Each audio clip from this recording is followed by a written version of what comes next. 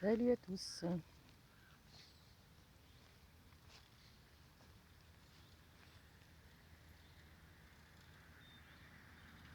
Comme vous le voyez, il a plu un peu. Et comme c'est un peu la période de certains champignons, comme les cèpes, et bien voilà, ça c'est des cèpes d'épins. Hein. C'est pas comme les bolets, les gros cèpes qui poussent, je pense, sous je crois que c'est des chênes. Comme là il y a beaucoup de pins, et bien, il y a quelques cèpes qui poussent.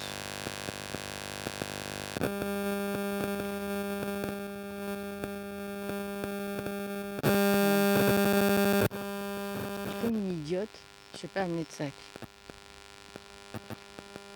Voilà, voilà.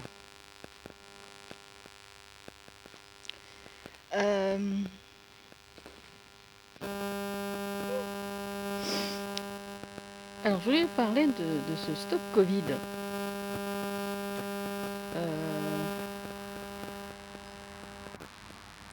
C'est un traceur. Je pense que maintenant, tout le monde doit savoir ce que c'est. Hein. C'est l'application à télécharger sur les smartphones pour savoir qui est contaminé autour de toi, si tu es contaminé, si tu as été contaminé, etc. En fait, ça trace, ça relève toutes les données des personnes, de vos proches, de votre entourage, en fait. Et en fait, c'est fait de telle façon que l'État, ouh, ma voix a changé tout d'un coup. Je suis passée dans les aigus. Que l'État fait en sorte que ce soit chaque individu qu'ils appellent citoyen. Je suis pas un citoyen, moi je suis un individu. Soit délateur, soit celui qui flique l'autre. En fait, tous ces smartphones, en fait, on l'avait déjà remarqué parce que bon, le smartphone est devenu une troisième main, quoi. Enfin, une main intégrée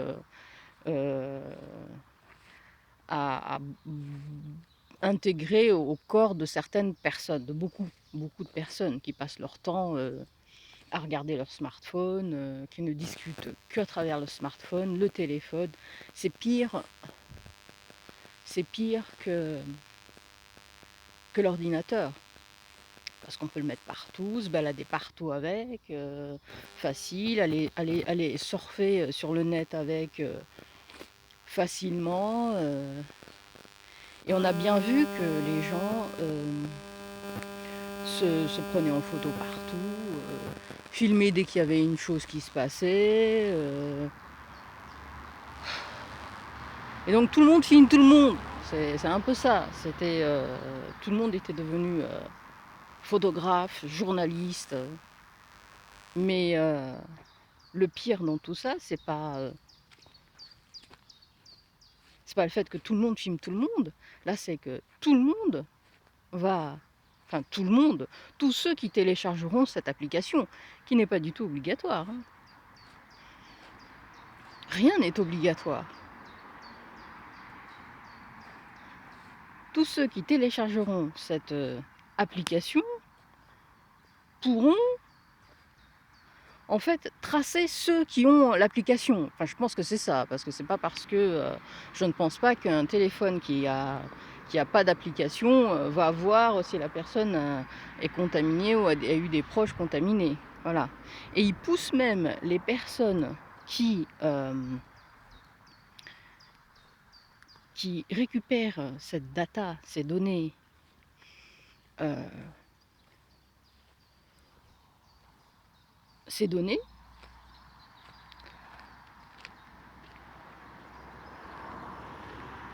à se rendre eux-mêmes pour faire des tests.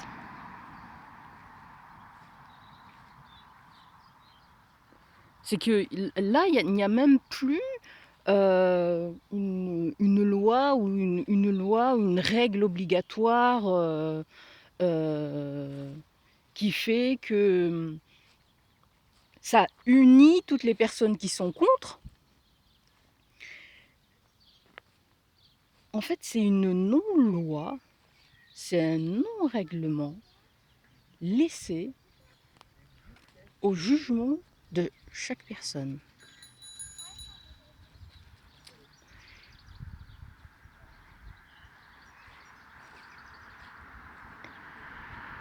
Et c'est là qu'ils sont forts. Et c'est assez pervers parce que ce genre de petits joujoux, parce que c'est un joujou, hein, c'est comme le jeu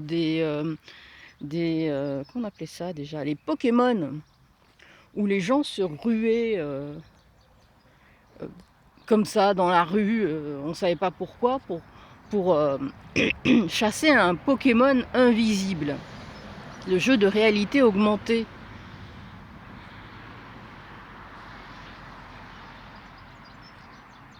Et ça peut donner à certaines, aux plus jeunes, ou même aux moins jeunes, hein, ceux qui sont fans de toutes les jeux de réalité augmentée, ou juste les gens qui ne sont même pas fans de jeux, juste pour s'amuser, à tracer, à récupérer des données. En fait, on sait même pas, enfin moi je sais pas quel genre de données il peut récupérer sur le téléphone de la personne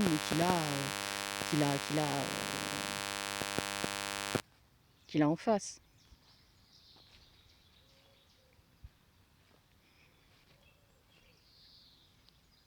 Est-ce que le fait de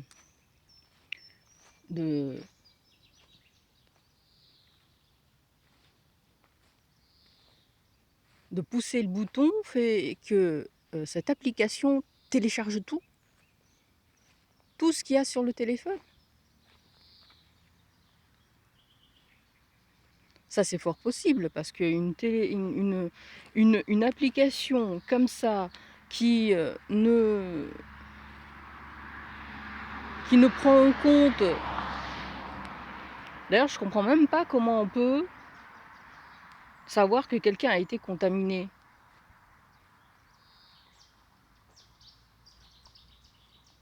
Rien qu'avec l'application. Est-ce que lancer l'application fait que ça démarre un processus qui va dans les bases de données des hôpitaux pour prendre toute la documentation sur la personne qui dit tiens, cette personne elle est contaminée, elle est là, celle-là elle a eu quelqu'un de contaminé.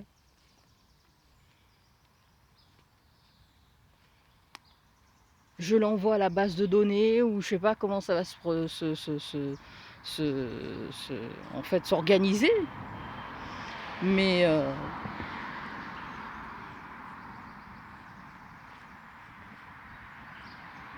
c'est grave.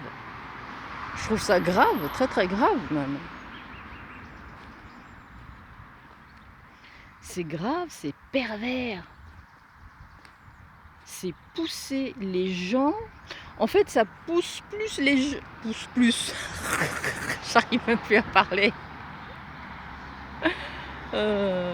C'est la distanciation sociale, ça.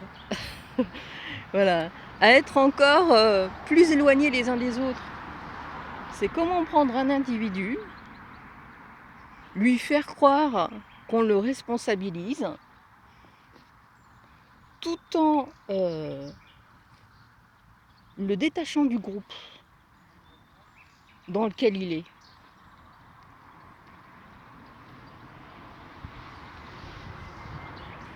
C'est waouh!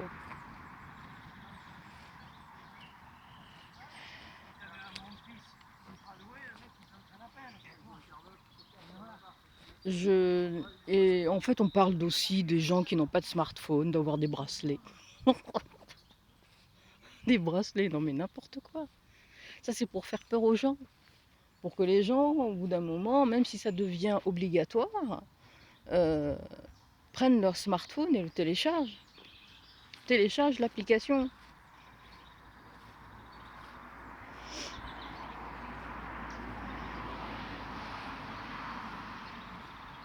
C'est en fait, c'est juste un flicage.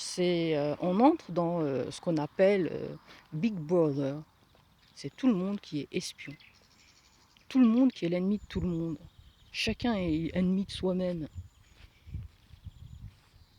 On devient son propre ennemi. On est déjà son propre ennemi. Mais là, c'est pire.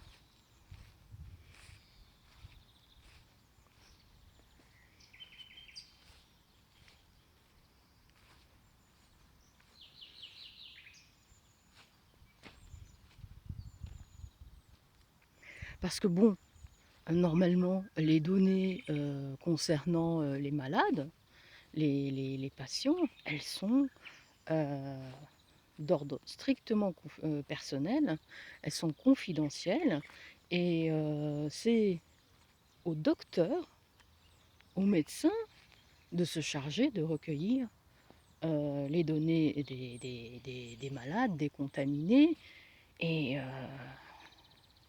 et non pas à toute personne ayant un smartphone.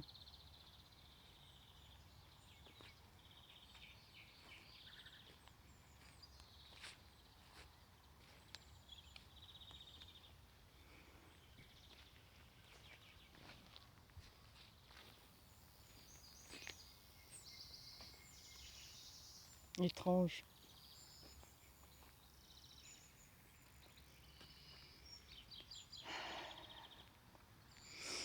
Si les gens, de toute façon, ne se réveillent pas et ne disent pas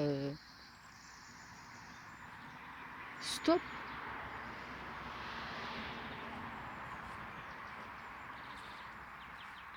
ben maintenant, pas à la rentrée, hein, pour bannir ce genre d'application.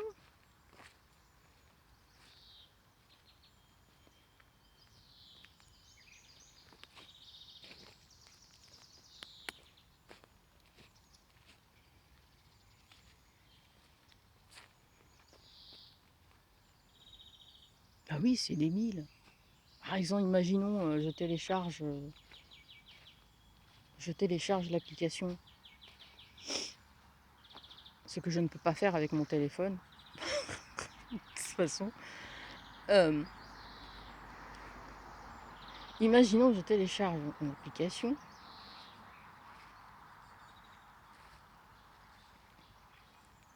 À quoi ça va me servir si je ne sais pas que les personnes qui sont là dans un magasin ou ailleurs, ou au boulot, ou peu importe, ou dans la rue, pourquoi je les traquerai?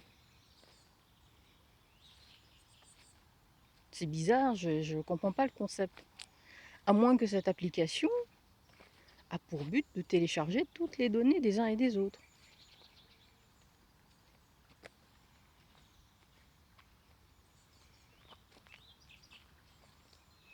Et ce test généralisé, c'est pas du tout un test pour... Oh, j'ai vu une vidéo du président de Tanzanie qui a fait une conférence de presse pour parler des tests qu'ils ont reçus d'ailleurs, évidemment, et ils ont fait des tests. Et donc ils ont voulu faire vraiment des tests surtout pour savoir si ça fonctionnait vraiment, pour savoir. Voilà, donc ils ont testé ça sur une chèvre, sur des oiseaux, sur des fruits, sur tout, et sur des êtres humains. Et ils ont eu des résultats bien bizarres. La papaye était testée positive au Covid. Et il disait bien que lui, de toute façon, c'était un scientifique et qu'il avait confiance euh, au laboratoire où il a envoyé les tests pour avoir les résultats.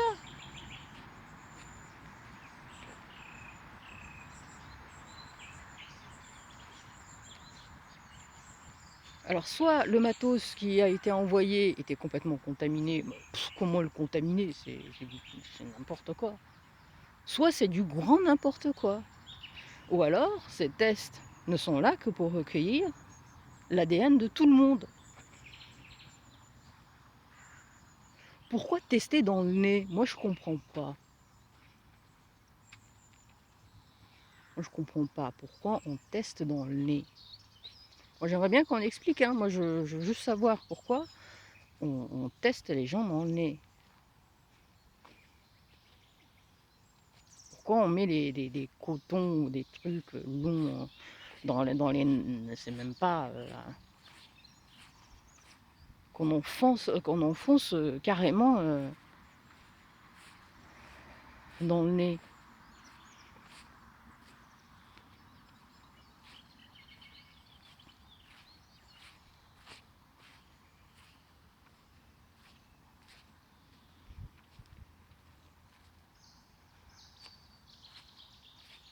En tout cas, tout ça n'est pas clair du tout.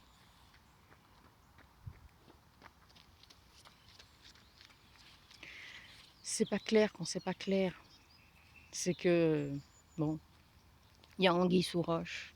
Et tout ce cafouillage autour des masques pas délivrés, envoyés en Chine, pas de test, pas de...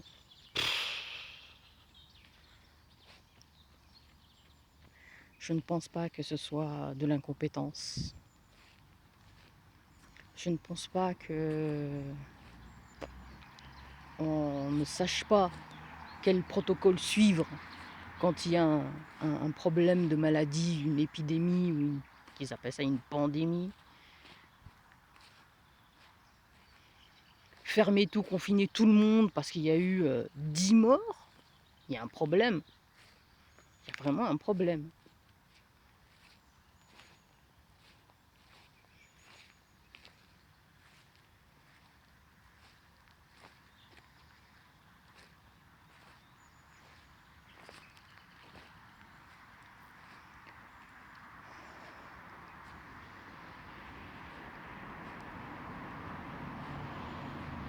Et le fait de refuser les médicaments qui soignent vraiment, là aussi il y a un problème. Là il y a un problème.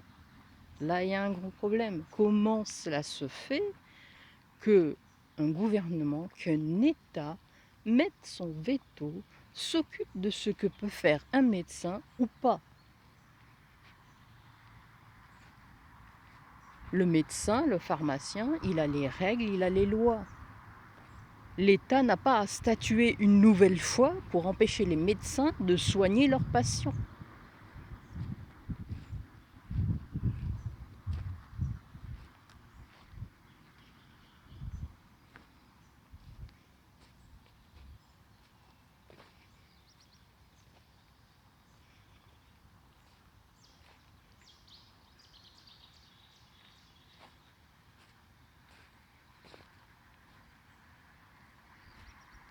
Enfin, bon,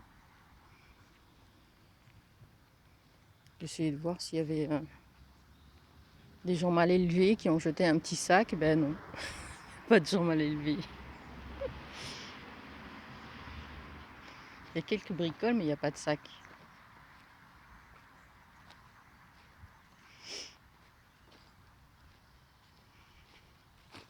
Bon, aujourd'hui c'est dimanche. Le dimanche, on est quoi? Oui, le dimanche 10 mai. Demain, les prisons sont ouvertes, à ciel ouvert. Vous allez pouvoir respirer mieux. J'espère que tout ce temps vous a permis de réfléchir un peu, de vous poser des questions, peu importe qu'elles soient bonnes ou mauvaises. Mais c'est ce qu'il faut faire, se poser des questions. Allez, ciao!